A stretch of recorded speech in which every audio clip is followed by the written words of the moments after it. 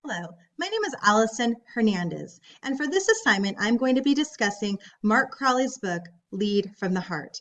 For the first part of the video, I'm going to be discussing opposition, well, hypothetical opposition that my employer would have against why we shouldn't lead from the heart. Crowley states, bring the heart back into leadership. When workers feel cared about, they invest more into their job. They are inspired to serve their customers better. It's about how they are treated each day by their leader.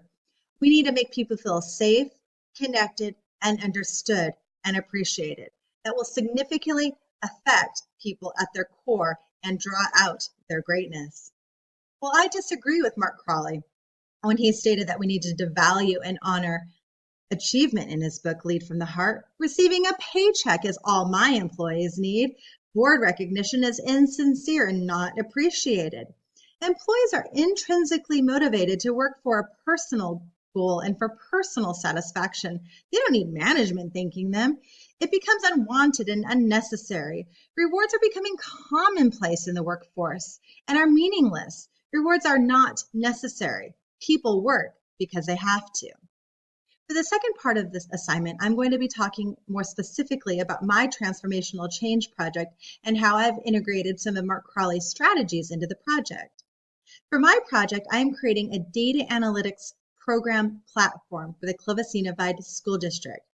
Currently, we have two technology systems that don't really work well together. Our student information system, called Q, handles our behavior, our discipline, our grades, our transcripts, while our student achievement information is held in Illuminate. Well, if I wanted to run, say, how achievement is impacted by behavior or attendance, it would require me spending countless hours at a computer drawing a code to merge the two programs. Well, that's not very user-friendly for a teacher.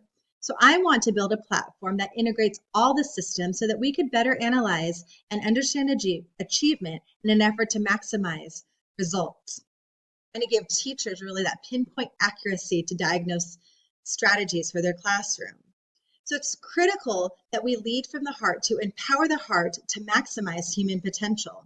See, my TCP involves multiple organizations within, or multiple departments within my company working together. Technology, curriculum, and assessment departments have never worked very closely together. We've worked in silos.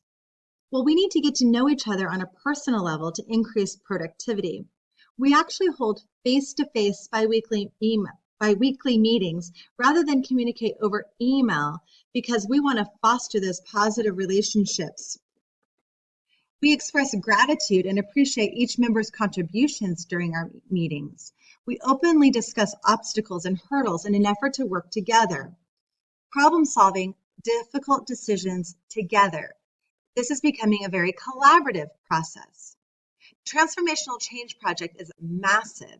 It involves testing ourselves in an effort to grow professionally.